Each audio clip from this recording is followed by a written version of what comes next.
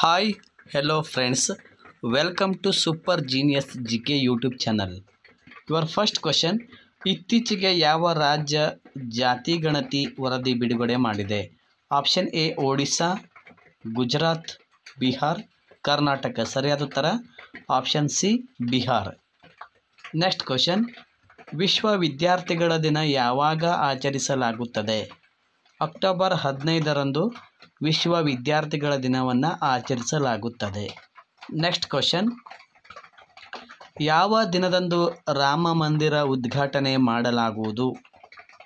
ಜನವರಿ 22, 2024ರಂದು ರಾಮ ಮಂದಿರವನ್ನು ಉದ್ಘಾಟನೆ ಮಾಡಲಾಯಿತು. ನೆಕ್ಸ್ಟ್ ಕ್ವಶನ್: ಆಪರೇಷನ್ ಅಜಯ್ ಯಾವುದಕ್ಕೆ ಸಂಬಂಧಿಸಿದ ಕಾರ್ಯಾಚರಣೆಯಾಗಿದೆ? ಅಫ್ಘಾನಿಸ್ತಾನದಲ್ಲಿ ಕೈಗೊಂಡ ಕಾರ್ಯಾಚರಣೆ, ಇಸ್ರೇಲ್ ಮತ್ತು ಪ್ಯಾಲೆಸ್ತೈನ್ನಲ್ಲಿರುವ ಭಾರತೀಯರನ್ನು ಮರಳಿ ಭಾರತಕ್ಕೆ ಕರೆತರುವುದು, ರಷ್ಯಾ ಉಕ್ರೇನ್ ಯುದ್ಧದ ಸಂದರ್ಭದಲ್ಲಿ ಕೈಗೊಂಡ ಕಾರ್ಯಾಚರಣೆ, ಮೇಲಿನ ಯಾವುದೂ ಅಲ್ಲಂತಿದೆ. ಇದಕ್ಕೆ ಸರಿಯಾದ ಉತ್ತರ ಆಪ್ಷನ್ ಬಿ. ಯಾವುದು?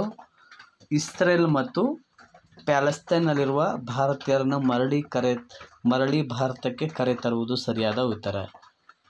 ನೆಕ್ಸ್ಟ್ ಕ್ವಶನ್: ಮಣ್ಣಿನಲ್ಲಿ ಕಂಡುಬರುವಂಥ ಆಮ್ಲ ಯಾವುದು? ಅಸಿಟಿಕ್ ಆಮ್ಲ, ಫಾರ್ಮಿಕ್ ಆಮ್ಲ, ಹ್ಯೂಮಿಕ್ ಆಮ್ಲ, ಕಾರ್ಬನಿಕ್ ಆಮ್ಲ. ಸರಿಯಾದ ಉತ್ತರ ಆಪ್ಷನ್ ಸಿ ಹ್ಯೂಮಿಕ್ ಆಮ್ಲ. ಇದು ಮಣ್ಣಿನಲ್ಲಿ ಕಂಡುಬರುವಂಥ ಒಂದು ಆಮ್ಲವಾಗಿದೆ. ನೆಕ್ಸ್ಟ್ ಕ್ವಶನ್ ಅಂದರೆ ಮಣ್ಣಿನ ಬಗ್ಗೆ ಸ್ವಲ್ಪ ಮಾಹಿತಿ ಇದೆ ನೋಡ್ರಿ. ಮಣ್ಣಿನ ಬಗ್ಗೆ ಅಧ್ಯಯನ ಮಾಡುವ ಶಾಸ್ತ್ರ ಪೆಡಾಲಜಿ. ವಿಶ್ವ ಮಣ್ಣಿನ ದಿನವನ್ನು ಡಿಸೆಂಬರ್ 5ರಂದು ವಿಶ್ವ ಮಣ್ಣಿನ ದಿನವನ್ನು ಆಚರಣೆ ಮಾಡಲಾಗುತ್ತದೆ. ನೆಕ್ಸ್ಟ್ ಕ್ವಶನ್: ಭಾರತ ರತ್ನ ಮತ್ತು ನೊಬೆಲ್ ಪ್ರಶಸ್ತಿಯನ್ನು ಪಡೆದ ಮೊದಲ ಭಾರತೀಯ ಯಾರು?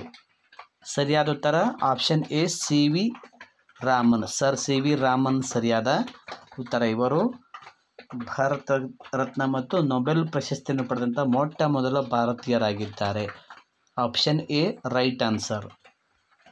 ನೆಕ್ಸ್ಟ್ ಕ್ವಶನ್: ಭಾರತದ ಮೊದಲ ಅಧಿಕೃತ ಜನಗಣತಿ ಕಾರ್ಯಾಚರಣೆಯನ್ನು ಈ ಕೆಳಗಿನ ಯಾವ ವರ್ಷದಲ್ಲಿ ಕೈಗೊಳ್ಳಲಾಯಿತು? ಸ್ನೇಹಿತರೆ, ಇದೇ ಥರ ಇನ್ನೂ ಹೆಚ್ಚಿನ ರೀತಿಯ GK ವಿಡಿಯೋಸ್ಗಳಿಗಾಗಿ ಈಗಲೇ ನಮ್ಮ ಸೂಪರ್ ಜೀನಿಯಸ್ GK ಯೂಟ್ಯೂಬ್ ಚಾನಲನ್ನು ಸಬ್ಸ್ಕ್ರೈಬ್ ಮಾಡಿಕೊಳ್ಳಿ. ಹಾಗೆ ಈ ಒಂದು ವಿಡಿಯೋ ಇಷ್ಟವಾದರೆ ಈ ವಿಡಿಯೋಗೊಂದು ಲೈಕ್ ಮಾಡಿ, ಶೇರ್ ಮಾಡಿ. ಇದಕ್ಕೆ ಸರಿಯಾದ ಉತ್ತರ ನೋಡೋಣ. 1881ರಲ್ಲಿ ಮೊದಲ ಅಧಿಕೃತ ಜನಗಣತಿಯ ಕಾರ್ಯಾಚರಣೆಯನ್ನು ಪ್ರಾರಂಭ ಮಾಡಲಾಯಿತು. Option B right answer. Next question, ಇದರ ಬಗ್ಗೆ ಸ್ವಲ್ಪ ಮಾಹಿತಿ ಇದೆ ನೋಡ್ರಿ. ಭಾರತದ ಮೊದಲ ಅಧಿಕೃತ ಜನಗಣತಿ ಕಾರ್ಯಾಚರಣೆಯನ್ನು 1881ರಲ್ಲಿ ಕೈಗೊಳ್ಳಲಾಯಿತು. ನೆಕ್ಸ್ಟ್ ಕ್ವಶನ್: ಖಾಸಗಿ ಮತ್ತು ರಾಜ್ಯ ಉದ್ಯಮವನ್ನು ಸಂಯೋಜಿಸುವ ಆರ್ಥಿಕ ವ್ಯವಸ್ಥೆಯನ್ನು ಡ್ಯಾಶ್ ಎಂದು ಕರೆಯಲಾಗುತ್ತದೆ? ಸರಿಯಾದ ಉತ್ತರ ನೋಡೋಣ. ಆಪ್ಷನ್ ಎ ಮಾರುಕಟ್ಟೆ ಆರ್ಥಿಕತೆ, ಬಿ ಕೇಂದ್ರೀಕೃತ ಯೋಜಿತ ಆರ್ಥಿಕತೆ, ಸಿ ಖಾಸಗಿ ಆರ್ಥಿಕತೆ, ಡಿ ಮಿಶ್ರ ಆರ್ಥಿಕತೆ. ಸರಿಯಾದ ಉತ್ತರ ಅಂದರೆ ಖಾಸಗಿ ಮತ್ತು ರಾಜ್ಯ ಉದ್ಯಮವನ್ನು ಸಂಯೋಜಿಸುವ ಆರ್ಥಿಕ ವ್ಯವಸ್ಥೆಯನ್ನು ಮಿಶ್ರ ಆರ್ಥಿಕ ವ್ಯವಸ್ಥೆ ಎಂದು ಕರೀತಾರೆ. Option D right answer. ಇದ್ರ ಬಗ್ಗೆ ವಿವರಣೆ ನೋಡೋದಾದರೆ ಖಾಸಗಿ ಮತ್ತು ರಾಜ್ಯ ಉದ್ಯಮವನ್ನು ಸಂಯೋಜಿಸುವ ಆರ್ಥಿಕ ವ್ಯವಸ್ಥೆಯನ್ನು ಮಿಶ್ರ ಆರ್ಥಿಕ ವ್ಯವಸ್ಥೆ ಎಂದು ಕರೆಯುತ್ತಾರೆ. ನೆಕ್ಸ್ಟ್ ಕ್ವಶನ್: ಸಂಸ್ಥೆಗಳ ಉತ್ಪಾದಕತೆಯ ಹೆಚ್ಚಳದ ಆರ್ಥಿಕ ಪರಿಣಾಮ ಏನು? ಆಪ್ಷನ್ ಎ ಒಟ್ಟು ದೇಶೀಯ ಉತ್ಪನ್ನದಲ್ಲಿ ಯಾವುದೇ ಬದಲಾವಣೆ ಇಲ್ಲ, ಬಿ ಒಟ್ಟು ದೇಶೀಯ ಉತ್ಪನ್ನ ಹೆಚ್ಚಳ, ಸಿ ಒಟ್ಟು ದೇಶೀಯ ಉತ್ಪನ್ನದಲ್ಲಿ ಇಳಿಕೆ, ಡಿ ಪರಿಣಾಮ ರಾಷ್ಟ್ರಗಳು ಮತ್ತು ಅವರ ಆರ್ಥಿಕ ಪರಿಸ್ಥಿತಿಗಳಲ್ಲಿ ಬದಲಾಗಬಹುದು.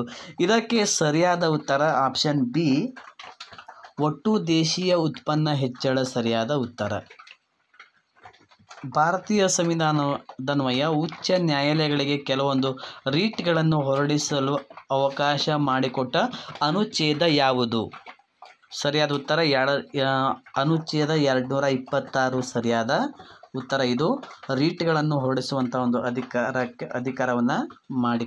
ಕೊಟ್ಟಿರುವಂಥದ್ದು. Option A right answer. Explanation ನೋಡೋಣ. ಸಂವಿಧಾನದ 226ನೇ ವಿಧಿಯನ್ವಯ ಸಂವಿಧಾನದ 32ನೇ ಅನುಚ್ಛೇದದಲ್ಲಿ ಏನೇ ಇದ್ದರೂ ಪ್ರತಿಯೊಂದು ಉಚ್ಚ ನ್ಯಾಯಾಲಯವು ತನ್ನ ಅಧಿಕಾರ ಕ್ಷೇತ್ರ ವ್ಯಾಪ್ತಿಯಲ್ಲಿ ಭಾಗದಲ್ಲಿ ನೀಡಲಾದ ಯಾವುದೇ ಹಕ್ಕುಗಳನ್ನು ಜಾರಿಗೊಳಿಸುವುದಕ್ಕಾಗಿ ವಿವಿಧ ರೀಟ್ಗಳನ್ನು ಹೊರಡಿಸುವ ಅಧಿಕಾರ ನೀಡಲಾಗಿದೆ. ನೆಕ್ಸ್ಟ್ ಕ್ವಶನ್, ರಾಜ್ಯಪಾಲರು ನೀಡುವ ಅಧ್ಯಾದೇಶಗಳು ಅಥವಾ ಸುಗ್ರೀವಾಜ್ಞೆಗಳು ಇವರ ಅನುಮೋದನೆಗೆ ಒಳಪಡಬೇಕು. ಯಾರ ಅನುಮೋದನೆಗೆ? ರಾಜ್ಯ ವಿಧಾನಸಭೆಯ ಅನುಮೋದನೆಗೆ ಒಳಪಡಬೇಕು. ಹಾಗಾಗಿ ಆಪ್ಷನ್ ಎ ರೈಟ್ ಆನ್ಸರ್. ಸ್ನೇಹಿತರೆ, ಈ ಎಲ್ಲ ಜಿಕೆಗಳು ನಿಮಗೆ ಮುಂಬರುವಂಥ ಎಲ್ಲ TET, VAO, PDO, KS ಹಾಗೆ ಇನ್ನಿತರ ಎಲ್ಲ ಸ್ಪರ್ಧಾತ್ಮಕ ಪರೀಕ್ಷೆಗಳಿಗೆ ತುಂಬ ಇಂಪಾರ್ಟೆಂಟ್ ಕ್ವಶನ್ಸ್ಗಳಾಗಿರ್ತವೆ. ಹಾಗಾಗಿ ಸ್ಕಿಪ್ ಮಾಡದೆ ಕಂಪ್ಲೀಟಾಗಿ ವಿಡಿಯೋನ ನೋಡ್ತಾ ಇರಿ. ನೆಕ್ಸ್ಟ್ ಕ್ವಶನ್ ನೋಡೋಣ. ಇದ್ರ ಬಗ್ಗೆ ಎಕ್ಸ್ಪ್ಲೇಷನ್ ನೋಡೋದಾದ್ರೆ, ರಾಜ್ಯ ವಿಧಾನಮಂಡಲ ಅಧಿವೇಶನದಲ್ಲಿದ್ದಾಗ ಸಂವಿಧಾನದ 213ನೇ ವಿಧಿಯನ್ವಯ ರಾಜ್ಯಪಾಲರು ಸುಗ್ರೀವಾಜ್ಞೆಯನ್ನು ಹೊರಡಿಸುವರು. ವಿಧಾನ ಮಂಡಲ ಅಧಿವೇಶನದ ಆರಂಭವಾದ 6 ವಾರಗಳ ಒಳಗಾಗಿ ಶಾಸಕಾಂಗದಿಂದ ಒಪ್ಪಿಗೆ ಪಡೆದುಕೊಳ್ಳಬೇಕು. ಇಲ್ಲವಾದರೆ ರದ್ದುಗೊಳ್ಳುವುದು. ಅಲ್ಲದೆ ಈ ಸುಗ್ರೀವಾಜ್ಞೆಯ ಗರಿಷ್ಠ ಅವಧಿ 6 ತಿಂಗಳು ಮಾತ್ರ. ನೆಕ್ಸ್ಟ್ ಕ್ವಶನ್ ನೋಡೋದಾದರೆ, ಪ್ರಸ್ತುತ ಭಾರತದಲ್ಲಿ ಎಷ್ಟು ಕಿಲೋಮೀಟರ್ ರಾಷ್ಟ್ರೀಯ ಹೆದ್ದಾರಿಗಳಿವೆ? Very important question. ಇದಕ್ಕೆ ಸರಿಯಾದ ಉತ್ತರ 1.45 ಲಕ್ಷ ಕಿಲೋಮೀಟರ್. ಆಪ್ಷನ್ ಎ ಸರಿಯಾದ ಉತ್ತರ. ಓಕೆ ಸ್ನೇಹಿತರೆ, ಇಲ್ಲಿಯವರೆಗೂ ಈ ಎಲ್ಲ ಕ್ವಶನ್ಸ್ಗಳ ಒಂದು ವಿಡಿಯೋ ನೋಡಿದ್ದಕ್ಕಾಗಿ ಧನ್ಯವಾದಗಳು. ಹಾಗೆ ಇದೇ ಥರ ಇನ್ನೂ ಹೆಚ್ಚಿನ ರೀತಿಯ ಉಪಯುಕ್ತಕರ GK ವಿಡಿಯೋಸ್ಗಳಿಗಾಗಿ ಈಗಲೇ ನಮ್ಮ ಸೂಪರ್ ಜೀನಿಯಸ್ GK ಯೂಟ್ಯೂಬ್ ಚಾನಲನ್ನು ಸಬ್ಸ್ಕ್ರೈಬ್ ಮಾಡಿಕೊಳ್ಳಿ. Thanks for watching super genius GK YouTube channel.